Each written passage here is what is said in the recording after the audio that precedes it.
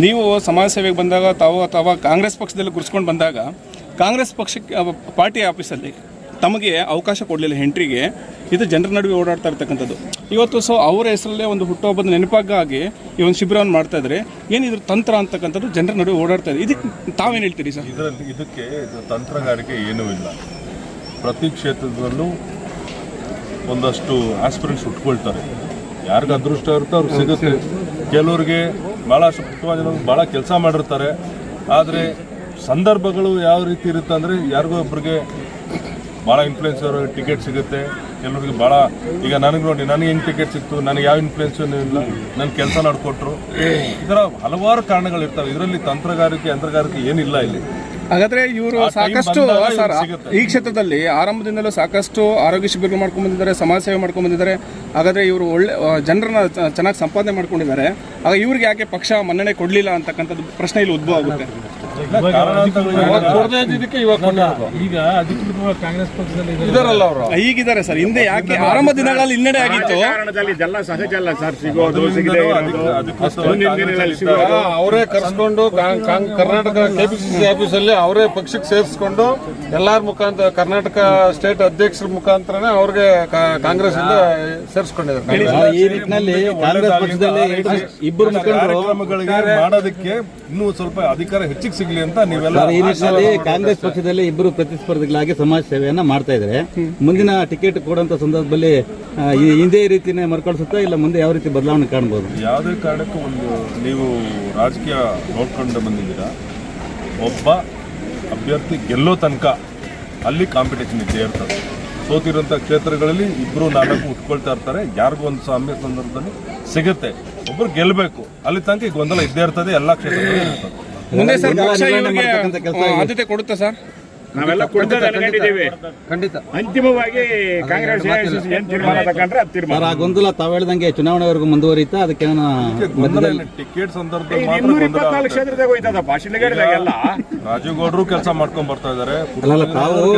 ಗೊಂದಲ ಆಗುತ್ತೆ. ಅಲ್ಲಿವರೆಗೂ ಈ ಗೊಂದಲ ಮುಂದುವರಿಯುತ್ತಾ? ಅಲ್ಲಿವರೆಗೂ ಈ ಗೊಂದಲ ಮುಂದುವರಿಯುತ್ತಾ? ಗೆಲ್ಲೋ ತನಕ ಎಲ್ಲಾ ಕ್ಷೇತ್ರದಲ್ಲಿ ಈ ಗೊಂದಲ ಇದ್ದೇ ಇರುತ್ತೆ. ಅಲ್ಲ ಸರ್, ಈಗ ಕೋಲಾರ ಲೋಕಸಭಾ ಕ್ಷೇತ್ರದಲ್ಲಿ ತಾವು ಅಭ್ಯರ್ಥಿ ಆಗಿದ್ದಾಗ ಇಬ್ಬರು ಒಟ್ಟಿಗೆ ಕೆಲಸ ಮಾಡಿದ್ರು. ಆ ಎಲೆಕ್ಷನ್ ಮುಗಿದ ತದನಂತರ ಯಾರು ಇಬ್ರು ಕೂಡ ಚುನಾವಣೆ ಬರ್ಬೇಕಾದ್ರೆ ಇಲ್ಲ. ಈಗ ನಾನು ಹೇಳೋದು, ಚುನಾವಣೆಗಳಲ್ಲಿ ಒಟ್ಟಿಗೆ ಕೆಲಸ ಮಾಡಿದ್ದಾರೆ. ತಿರ್ಗಾ ಅಂತ ಸಂದರ್ಭ ಬರಲಿಲ್ಲ ಅವ್ರಿಗೆ. ಸಂದರ್ಭ ಬಂದ ಒಟ್ಟಿಗೆ ಇರ್ತಾರೆ.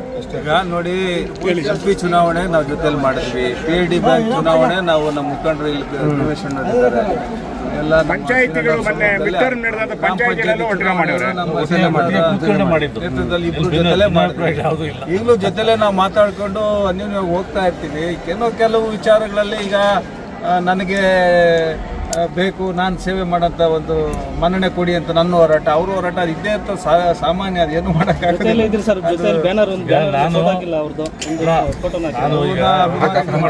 ಇದನ್ನ ಆಚರಣೆ ಮಾಡ್ತಿರೋದು ಇವರಲ್ವಾ? ಚಂದ್ರೇಗೌಡರು ಹೇಳ್ತಾ ಇದ್ದಾರೆ 2015ರಲ್ಲಿ ನನ್ನ ಜ್ಞಾಪಕದ ಆಂಧ್ರದಲ್ಲಿ ಮೊದಲನೇ ಸತಿ ಅವರು ಹೆಲ್ತ್ ಕ್ಯಾಂಪ್ ನಾವೆಲ್ಲ ಅಟೆಂಡ್ ಬಂದಿದ್ರು. ಸಂತೋಷ್ ಅವರು, ಅವ್ರು ಮತ್ತೆ ಭಾಗದ ಮುಖಂಡರೆಲ್ಲ ಅಟೆಂಡ್ ಆಗಿದ್ದು. ಅದನ್ನು ಹೇಳ್ತಾ ಇದ್ದೆ. ಅದಾದ್ಮೇಲೆ 15ರಿಂದ ಇವತ್ತವರೆಗೂ ಮಾಡ್ತಾ ಬಂದರು. ಅವರೊಂದು ಆಸೆ, ಅದೊಂದು ಅವ್ರು ಸೇವೆ ಮಾಡೋ ರೀತಿ ಮಾಡ್ಕೊಂಡು ಬಂದರು. ಬಟ್ ಪಕ್ಷದ ವಿಚಾರದಲ್ಲಿ ನಾವೆಲ್ಲ ಒಗ್ಗಟ್ಟಾಗಿದ್ದೀವಿ. ಭಾಗಿಯಾಗಿರೋಂಥದ್ದು ಮೇಜರ್ ಆಗಿ ಒಂದು 300 ಕಣ್ಣು ಆಪರೇಷನ್, ಒಂದು 150, ಇದೊಂದು 200 ಸರ್ಜರೀಸ್, ಒಂದು 350ಕ್ಕೂ ಹೆಚ್ಚು. ಸರ್, ಇದು ಇನ್ನೊಂದು ಲಾಸ್ಟ್ ಕ್ವಶನ್ ಸರ್. ಈಗ ಕಾಂಗ್ರೆಸ್ಸಲ್ಲಿ ನಾಯಕರಿಗೆ, ಲೀಡರ್ಸ್ಗೆ ಗೊಂದಲ ಹೋಗ್ಬಿಟ್ಟು ಸರ್, ಯಾರ ಜೊತೆ ಹೋಗ್ಬೇಕು, ಯಾರ ಜೊತೆ ಇರಬೇಕು? ಕಾಂಗ್ರೆಸ್ ಜೊತೆ ಇದೀವಿ ಅನ್ನೋದು ವಿಚಾರ ಏನೂ ಇಲ್ಲ. ಈಗ ಒಂದು ಚುನಾವಣೆ ಅಂತ ಬಂದಾಗ ಸೋತವ್ರಿಗೆ ನೋವಾಗ್ತದೆ. ಆ ನೋವಿನಲ್ಲಿ ಅವರು ನಮ್ಮಲ್ಲಿ ಲೀಡರ್ಸು ಒಗ್ಗಟ್ಟಿಲ್ಲ. ಇಲ್ಲಿ ಹಿಂದೆ ವಿ ಮುನಿಯಪ್ಪಣ್ಣವ್ರು ಇದ್ರು, ಎಲ್ಲ ಒಗ್ಗಟ್ಟಾಗಿ ಹೋಗ್ತಾ ಇತ್ತು. ಈಗ ಪುಟ್ಟಣ್ಣ ಇದ್ದಾರೆ, ರಾಜೀವ್ ಗೌಡ ಇದ್ದಾರೆ ಅಂತೇಳಿ ಎಲ್ಲೋ ಒಂದು ಕಡೆ ಆ ಮನಸ್ಸಿನಲ್ಲಿ ಅವರ ಒಂದು ಹಿನ್ನಡೆಗೋ ಏನಕ್ಕೋ ಒಂದು ರೀತಿ ಅವ್ರು ನೋವಾದಾಗ ಇಲ್ಲಿನ ದೌರ್ಬಲ್ಯಗಳ ಬಗ್ಗೆನೂ ಮಾತಾಡ್ತಾರೆ.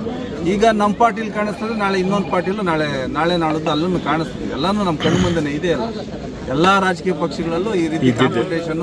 ಬೇರೆ ಪಕ್ಷಕ್ಕೆ ಹೋಗದ ಕಾಂಗ್ರೆಸ್ ಅಲ್ಲಿ ಇದ್ದಾರೆ, ಬೇರೆ ಪಾರ್ಟಿಲಿ ಈಗ ಅಲ್ಲೂ 2-3 ಇದಾರಲ್ಲ ಕ್ಯಾಂಡಿಡೇಟ್ಗಳು. ಬೇರೆ ND ಅಲಯನ್ಸ್ ಅಲ್ಲಿ ಈಗ ನೆಕ್ಸ್ಟ್ ರಾಮಚಂದ್ರ ಗೌಡ ಅಂತ ಒಬ್ರು ಓಡಾಡ್ತಾ ಇದ್ದಾರೆ. ಈಗ ಅಲ್ಲಿ MLA ಅವರು ಇದ್ದಾರೆ. ಅವರು ಯಾವ ಹಂತಕ್ಕೆ ಹೋಗ್ತದೋ ಯಾರು ಟಿಕೆಟ್ ತರ್ತಾರೋ ಅವರಲ್ಲೂ ಇರ್ತದೆ. ನಾವಷ್ಟು ಆಚೆ ಬಂದ್ಬಿಟ್ಟಿದ್ದೀವಿ ಕಿತ್ತಾಡ್ಕೊಂಡು ಅಂತ ನೀವು ಮಾತಾಡ್ತೀವಿ, ಅವ್ರು ದಿನ ಬಂದಿಲ್ಲ, ಬರ್ತದೆ. ಎಲ್ಲ ಚುನಾವಣೆಗಳು ನಾವೆಲ್ಲ ರಾಜಗೌಡರು ಇರ್ಬೋದು, ಪುಟ್ಟಂಗಪ್ಪ ಇರ್ಬೋದು, ನಾವೆಲ್ಲ ಒಟ್ಟಿಗೆ ಕೂತು ಶಶಿಧರ್ ಅವರು ಇರ್ಬೋದು. ಸರ್, ಈಗ ವೇಮನಪ್ಪನವರ ಅಭಿವೃದ್ಧಿ ಬಗ್ಗೆ ತಾವು ಸಂತಸ ವ್ಯಕ್ತಪಡಿಸಿದ್ರಿ. ಆ ಚುನಾವಣೆಯ ಸಂದರ್ಭದಲ್ಲಿ ಹೈಕಮಾಂಡ್ ಡಿಸಿಷನ್ಗೆ ಬದ್ಧರಾಗ್ತಾರ ಇಲ್ಲ ಈ ಕಳೆದ ಚುನಾವಣೆಯಲ್ಲಿ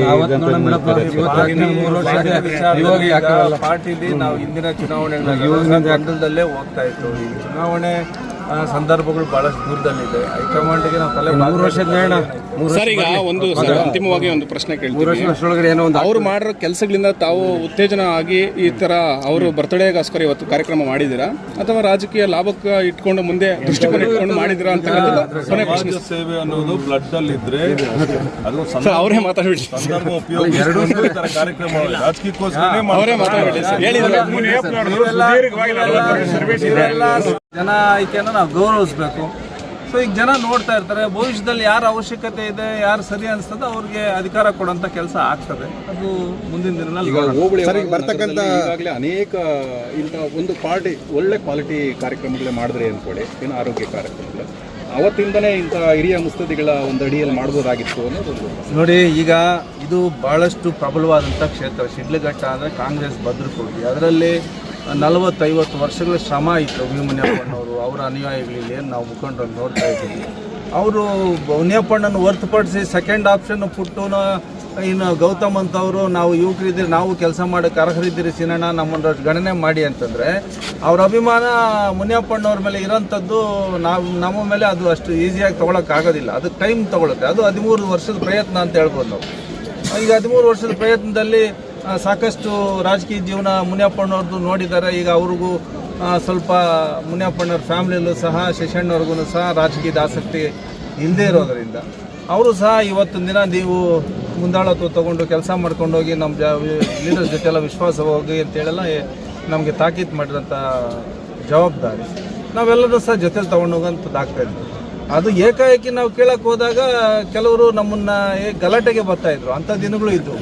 ನಾವು ಸಡನ್ನಾಗಿ ಈಗ ನಾವು ಕಾಂಗ್ರೆಸ್ ಪಕ್ಷಕ್ಕೆ ಬಿ ಫಾರಂ ಕೇಳಕ್ಕೆ ಹೋದಾಗ ಬಿಡಲೇ ಇಲ್ಲ ಹತ್ತಿರಕ್ಕೆ.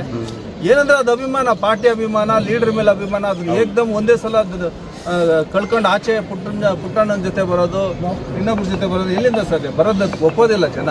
ಒಂದು ಬಾಂಡಿಂಗ್ ಇರ್ತದೆ, ಪಾರ್ಟಿ ಕಮಿಟ್ಮೆಂಟು, ಲೀಡರ್ ಕಮಿಟ್ಮೆಂಟ್. ಅಂದರೆ ಈಗ ನಾನೇನೋ ಸಹಾಯ ಮಾಡಿರ್ತೀನಿ, ನನ್ನಿಂದ ಉಪಯೋಗ ಪಡ್ಕೊಂಡಿರೋಂಥವನು ಏನು ಹೇಳಿದ್ರು ಪುಟ್ಟಣ್ಣನ ಪ್ರೀತಿ ಅವನು ಉಸಿರ ಗಂಟೆ ಇಟ್ಕೊಂಡಿರ್ತಾನೆ.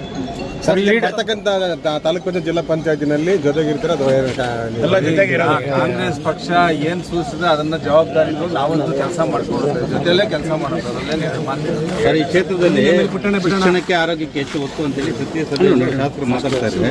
ನಾವು ಸಮಾಜ ಸೇವೆ ಮಾಡುವಂಥ ಸಂದರ್ಭದಲ್ಲಿ ಅನೇಕ ಆರೋಗ್ಯ ಶಿಬಿರ ಮಾಡಿದ್ರೆ ಈಗ ಶಿಬಿರ ಯಾವ ರೀತಿ ಪರಿಣಾಮಕಾರಿಯಾಗಿದೆ ನೋಡಿ.